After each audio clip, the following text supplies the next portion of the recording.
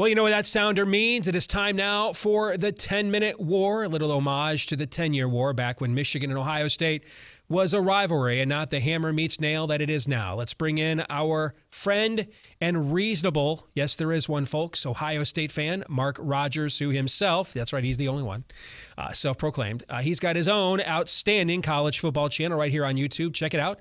Mark Rogers, the voice of college football. They keep you up to date on all things college football all year round. And if you follow Mark, you might make some money because his point spread picks are pretty good as well.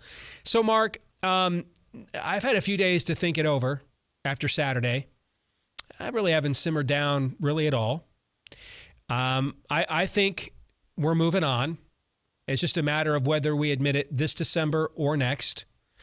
I don't buy any national media takes. Well, you know, they've got a lot to play for. They showed a lot on offense. I'm doing the time warp again. This is always what happens in these games. They either don't show up, like what happens against you guys, or we kick field goals in the red zone, play not to lose, and lose. He is 20-21. Jim Harbaugh is against Power 5 teams with a 500 or better record. 20-21. 20-21. His entire resume is crushing scrubs and surviving Indiana. And one win over a 3-loss Notre Dame team on a rainy night. That's it. That's the Jim Harbaugh resume in 7 damn years. So I'm not going to ask you to talk me off a ledge because I'm out of limbs. All right. But what are your thoughts? Well, Steve, I think you've come to know that I come on here and have for quite some time. So thanks for the continued invitation with a very measured approach, not bashing Michigan.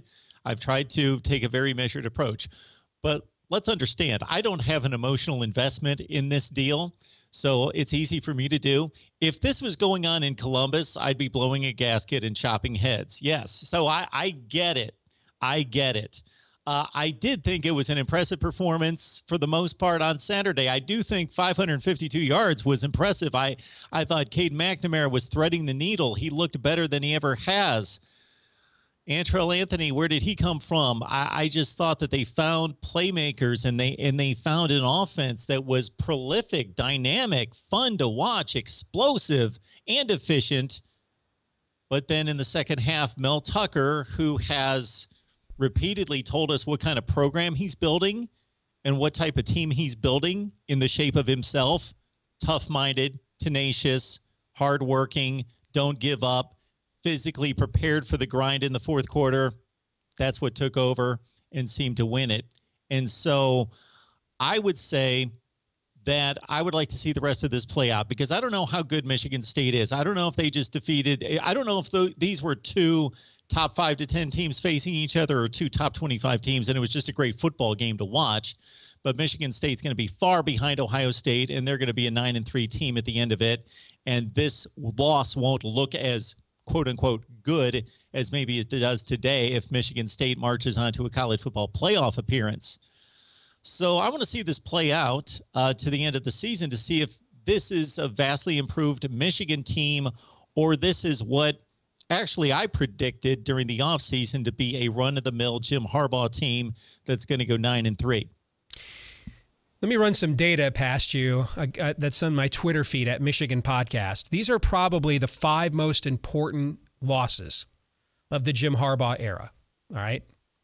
Michigan State 2015. Now, in every one of these games, Michigan had the lead late in the game. Okay. Late third quarter, fourth quarter, every one of them. Okay. Michigan State 2015. That's the botched punt game, right? Okay. This was our last 6 possessions in the game with the lead. Field goal, punt, punt, turnover. Iowa, 2016. Fourth quarter lead. Last 5 possessions. Punt, field goal, turnover, punt. Ohio State, 2016. Fourth quarter lead. Last 4 possessions. Touchdown, punt. Ohio State, 2017. People forget. Michigan had the lead in that game and knocked JT Barrett out of the game, and a freshman, Dwayne Haskins, had to come off the bench trailing in that game. Okay, people forget. Michigan's last 3 possessions in that game. Punt, turnover on downs, turnover. Michigan State 2021. 30-14, right? That's the lead. About 6 minutes to go in the third quarter. Here's Michigan's final 5 possessions of the game. Punt, field goal, turnover, turnover on downs, turnover. The names change, Mark. The coaches change, the assistants change, the schemes change, the players change. It ain't Wilton Spate. It ain't Wilton Spate's collarbone. John O'Corn sucks. Tim Drevno doesn't know how to coach an offensive line. Don Brown runs the same man-to-man on every 3rd and long. All right, those last 2 are true. But it doesn't matter. There's one thing, there's one constant through all the years, Ray. It's Jim Harbaugh. All right. And this is an NFL style of game management this is why over 80% of games in the NFL are decided by 1 possession, because this is how you play in the NFL. You get a 2-possession lead. Teams don't do things like hurry up offenses where you're caught in middle school, substitution patterns like Michigan was repeatedly last Saturday. And there's like an agreed upon, rules of engagement. And so you get a 2-score lead. You run the prevent offense and defense. You let the other team, they score with about 3 minutes left. Then you run your 4-minute offense and win the game by a single possession. That's why 3 is the most often decided margin of victory in the NFL. Okay, this is college football where the variance is a lot higher. You have to keep scoring. You don't stop scoring, okay? Because you never know when Kenneth Walker II might become Red frickin' Grange, all right? And become the only player ever to rush for 5 touchdowns against Michigan. We've been playing this sport since 1879. This is a constant, Mark. They don't play to win. And then there's always something. All right, so yeah, the Ohio State 2016 game, I firmly believe we got screwed, and a lot of those things happened at the formative events of the game. But maybe don't have your quarterback with a broken collarbone throwing from the end zone for a pick 6. Maybe don't have a 30-yard downfield obvious holding call on a screen pass that would have iced the damn game. They were up 30-14. That was a bad, dumbass call that took those points off the board before the half. But they were up 30-14, Mark. Late in the third quarter. It's not like that determined the game. They had that game won then and there. This is the pattern under Jim Harbaugh. We play not to lose in these games. We kick field goals in the red zone. How we lead the nation in field goals in the red zone this year. All right. This is a reoccurring pattern. And I don't see how it changes. And don't tell me, well, you don't want to start all over. Dude, Michigan State's on their fallback coach candidate. The fallback candidate. The guy they didn't want. And they wanted Luke Fickell, remember. They're on their fallback candidate. He hasn't even coached 2 years. Didn't have an offseason last year with COVID. He's already got a better program.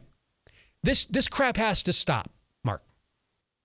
Yeah, if you've got a mid-level ACC school and your coach is plodding along at 7-5 every year, you don't want to start over because that replacement coach is probably going to win 3 or 4 games if he's as good as the preceding coach. But in your situation, it should be a top 10 to 15 recruiting class again and again and again, with or without Jim Harbaugh.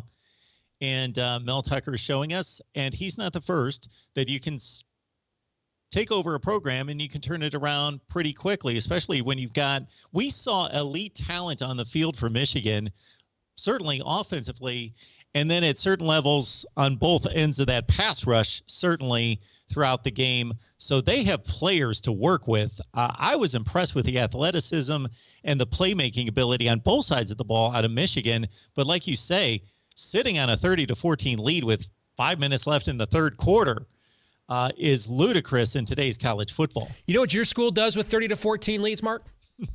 They become 45-14 leads. That's what they become, 45-14 leads.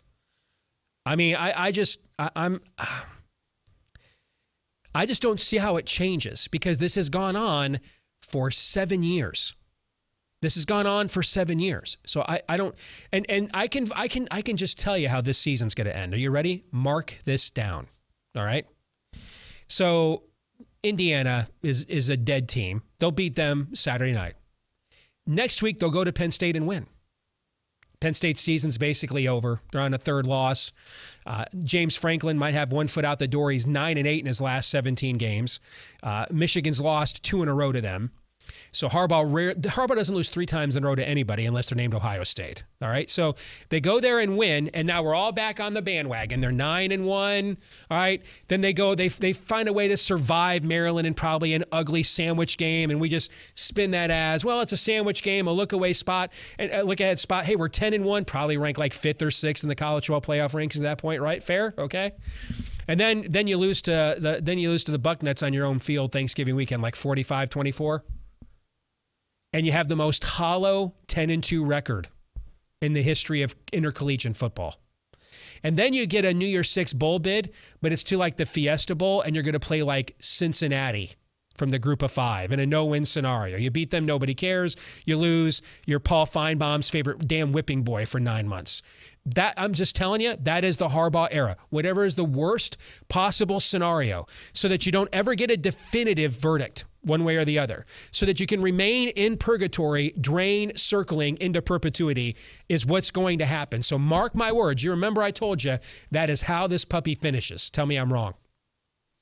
I really can't tell you you're wrong, because take 2020 out of the mix, as I did many times during our discussions before the season started. We are seeing Michigan football under Jim Harbaugh, which is certainly a better product than what we saw the previous 5 or 6 years, but it is not good enough to win Big Ten championships. And the only addendum that I could possibly make is maybe you go to Penn State and lose that game. So maybe it's 9-3. But now, if that something happens, in that range, if that happens and Ohio State puts it on us again, he is absolutely on the hot seat. Absolutely, he is on the hot seat. You start 7-0. And then go 9-3, and you lose the three games that matter most on the schedule. Absolutely, we're back having the exact same conversations we had last November and December.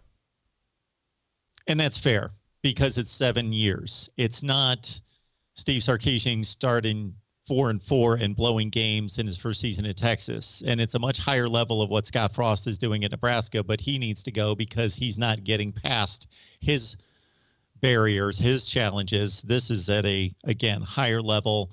And what Jim Harbaugh is accomplishing could be done at 85 to 95% of the schools in the country, and they would be ecstatic. But you want to win Big Ten championships. You still have the leadership in Big Ten championships, I believe 42-39, but it's dwindling quickly. My expectations aren't too high. I'd like to maybe win a Big Ten championship every 10 years or so, and not lose and beat Ohio State more often than Purdue does. I'm just absolutely friggin' I'm clinically insane, obviously. Yeah, you have achieved just enough under Jim Harbaugh just for him to keep his job. If there are miracles, they do happen. They do exist somewhere out there. So that's why I want to see the rest of the season play out, rather than, and I know this isn't going to happen. They have too good of a record and too high of a ranking for this to be a TCU, LSU, USC situation where the coach gets fired before the season's over. But there is a possibility that Ohio State's not quite what they've been. And then Michigan, that performance, we just have that game isolated to see, okay, Michigan State. Now let's see them go out and play somebody else, meaning Penn State or Ohio State, and then we can measure it a little bit further. It's, the data points add up. Good to see you as always, brother. Thanks for joining us again this week on Michigan Podcast, okay? Thanks so much, Steve. Appreciate it. You bet. Take care.